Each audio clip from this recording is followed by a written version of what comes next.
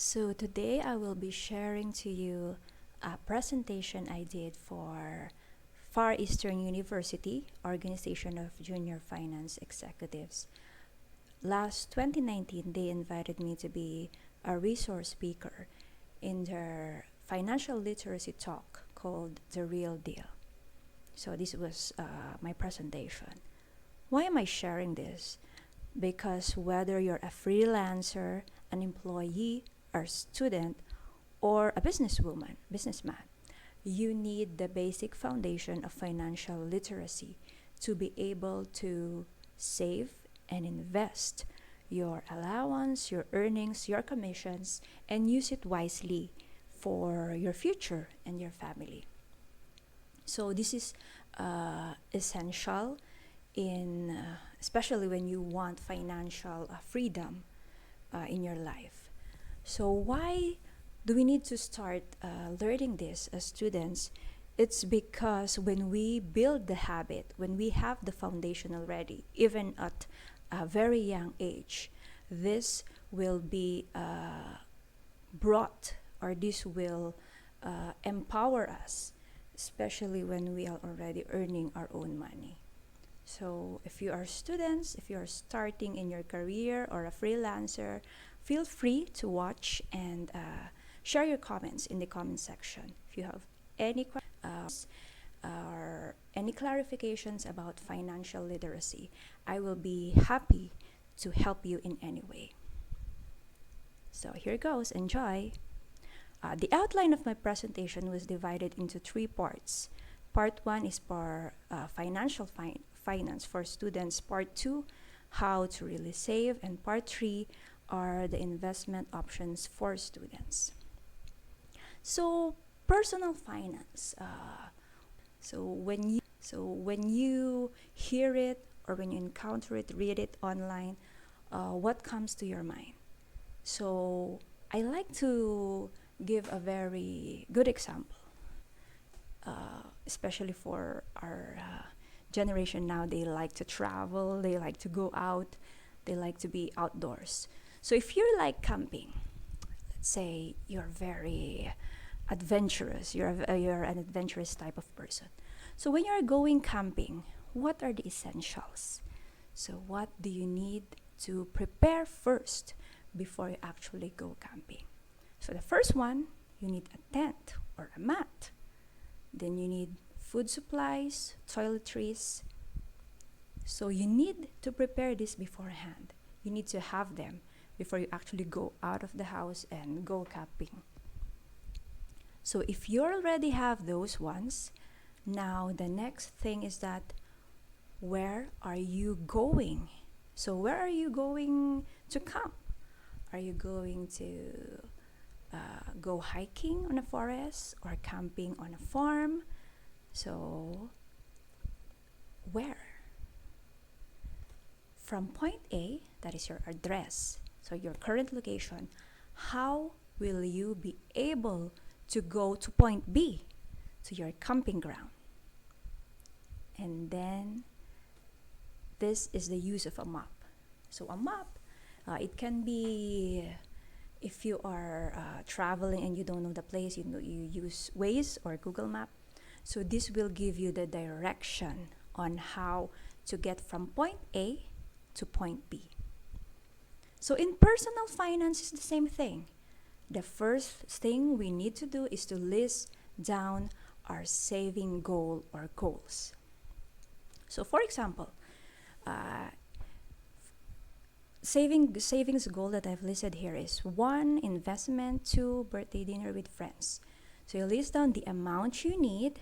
So for investment, you are willing to shell out 5,000 pesos. And then months to save. For example, you're looking at a year before you start saving. And then you divide 5,000 divided by 12. So the savings needed per month, that's 400 pesos.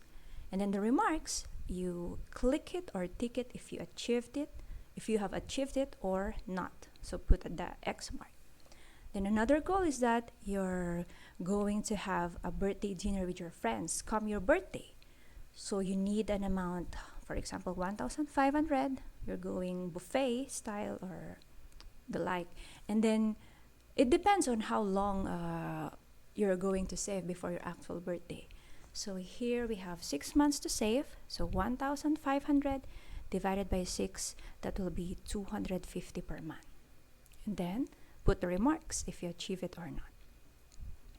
And then the second part is that you list down your source of funds and expenses. So you have a goal, like here. So your goal is investment for number 1, and number 2 is birthday dinner with friends. So how are you going to fund that goal? So you list down your source of funds.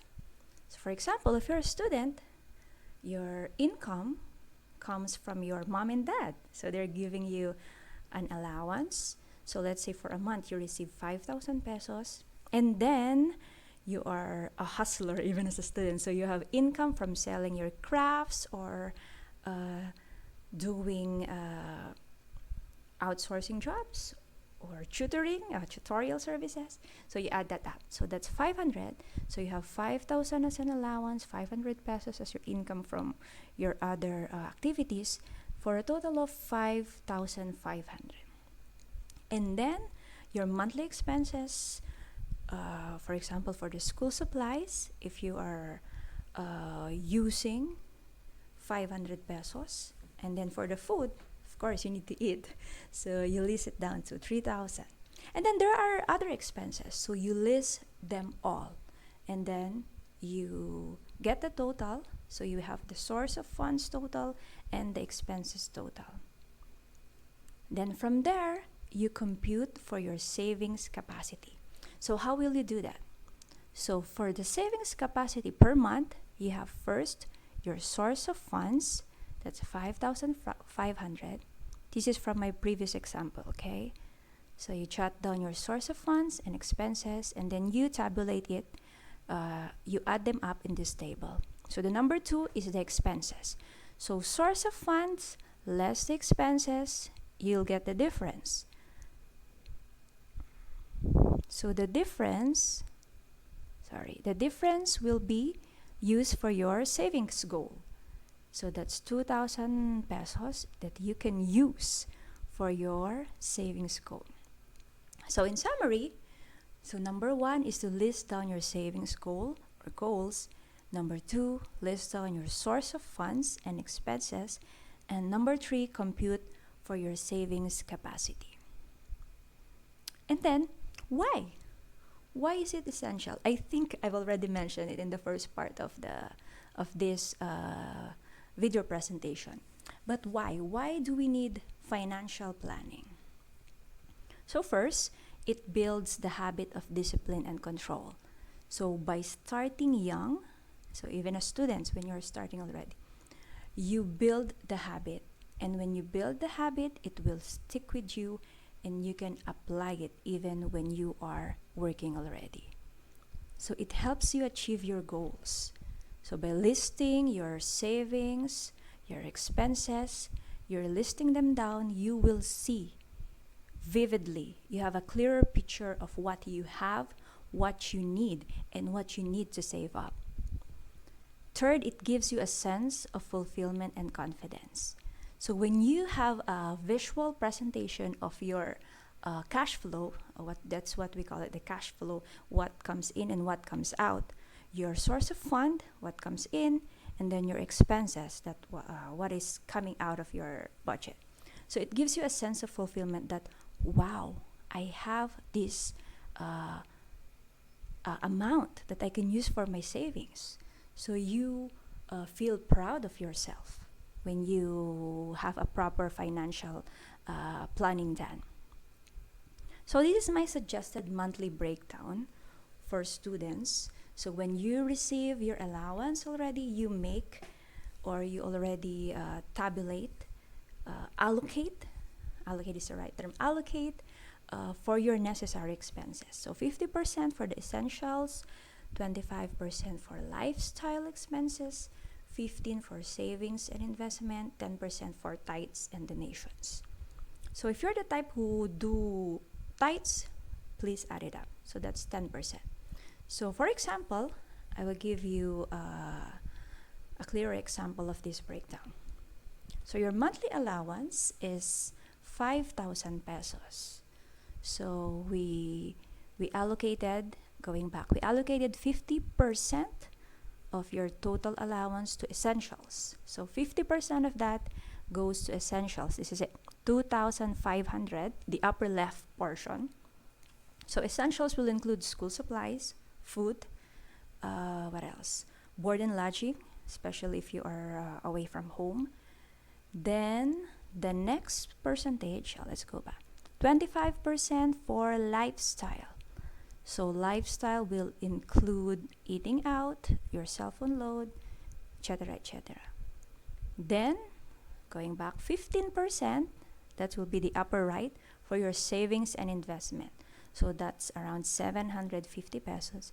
And the remaining 10% will be given to tithes and donations. So that's 500 pesos. So this is an example only.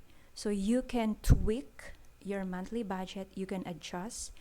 If you cannot follow this, you adjust and then you slowly build up. So for example, for this month, you're going to save 50 pesos, 10 pesos, then you build up by percentage allocation. So it's okay to start small, because if you are making this change in your lifestyle, it will be hard at first. So start small, start allocating a very small percentage for savings and investments, and then slowly increase it as time goes by. Or when you are already comfortable of spending that amount, then go, by all means, increase it. So I will be giving you some tips on how you can save as students. So number 1, cut down on lifestyle expenses. So a while ago, we said that lifestyle expenses may include eating out or your cell phone load, etc., etc. So how will you cut down? Transportation. Cut down on transportation. So if you are going out or you are just near your school, you can try walking or biking. You are helping the environment, and you are also helping yourself by doing exercise. Or you can do carpooling. So you ask your classmates if you can go together to class, then you can pay for you break down the transportation costs, and you will save a lot than using Uber or taxi. Cut down on food, okay? So no more Grab, Grab food, Food Panda, unless of course necessary. So you cut down on dining out. Why not cook at home? You can actually pick the freshest ingredients for your food and save on expenses. And save on accommodation. So if you're living alone in a condo, maybe you can live with a friend or another student, so you can cut down accommodation, or you can live in a dorm. So you look for cheaper alternatives. And number 2, watch out for unnecessary monthly expenses. So what are these? Vices. Okay. So if you like smoking or drinking a lot, maybe it's time to cut down. Okay. You minimize, and then hopefully you can slowly eradicate them from your lifestyle. So once again, do it slowly. So don't, I won't suggest making drastic changes, because if you're aware of the withdrawal syndrome, it will have more bad effects on you. So do it slowly. Postpaid plans. If your cell phone is on postpaid, maybe you can try prepaid. And there are numerous promos already by these cellular companies. So do check them out. Netflix subscription. Oh my. So you can try. Try to unsubscribe for a month or 2, and then try to curb your cravings for Korean dramas or those trending series nowadays. Number 3, sell unwanted items.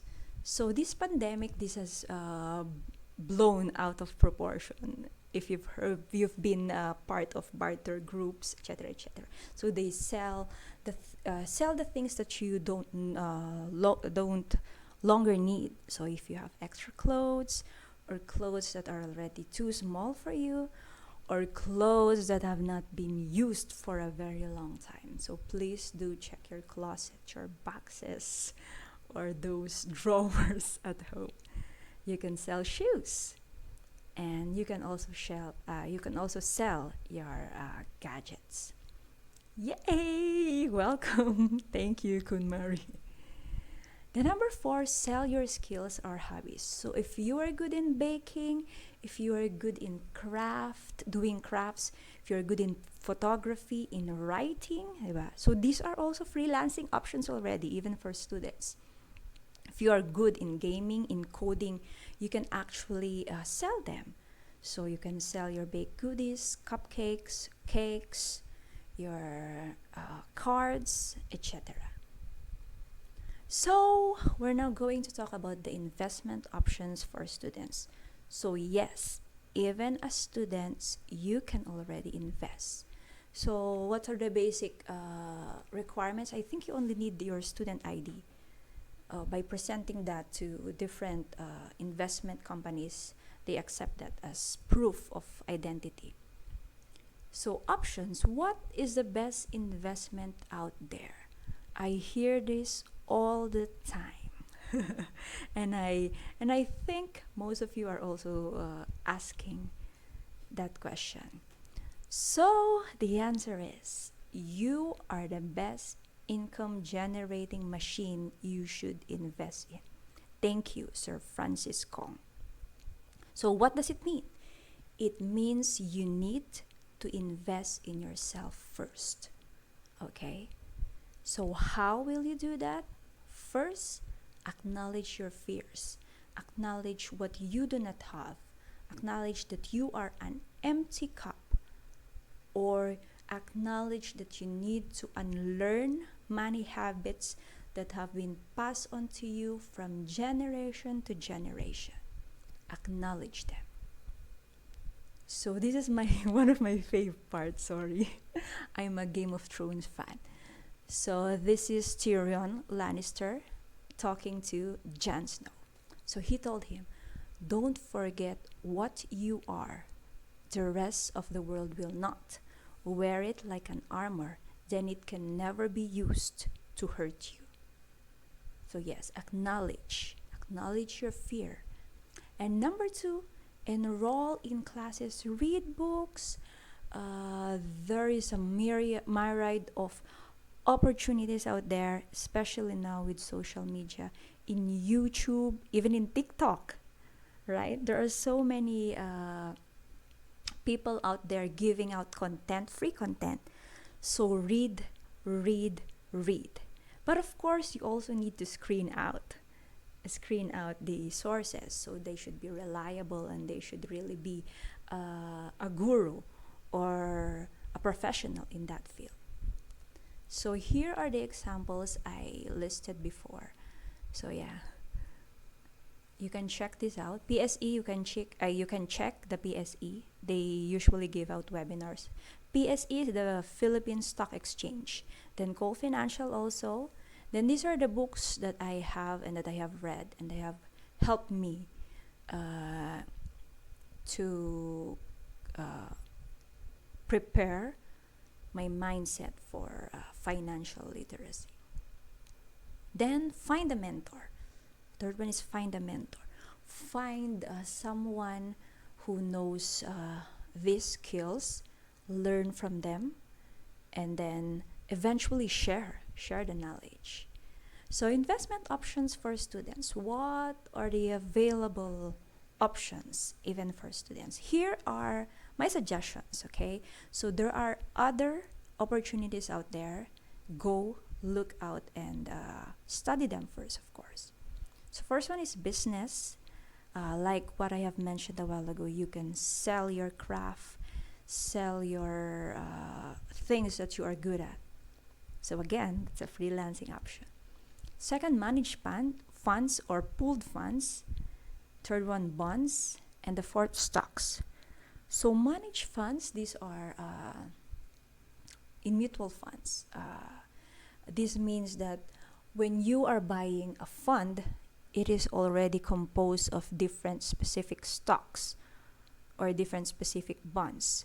So you are not just buying a certain company, you are buying a group of companies. That's what managed or pooled funds are. So once the government usually sell this one, treasury bonds. So it's a good thing if you're following the Department of Finance, Bureau of Treasury. Check them out. Also the banks, they usually are selling out or giving out bond coupons. For stocks, if you are into investing in the stock market, you can learn from the different stockbrokers. They usually have webinars and tutorials about how to do it. So read, and study. Study first, of course, before investing. Sabi nga, just like what Sir Aya Laraya said, aral muna bago mag-invest. So study first before you invest into something. So I'm leaving you with this one by James Clear. Knowledge is useless without action. You know what to do now, it's time to do it. If you have a goal that is important to you, then use these ideas to make it a reality.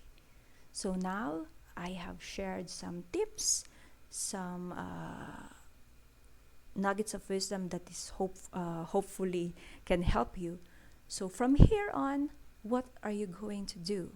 Now the ball is on you. So what are you going to do? You can study further. You can read more. You can attend seminars and then apply them into your life. So use them to improve yourself, improve your financial literacy mindset, and actually improve your life. So that's all. Thank you very much for listening.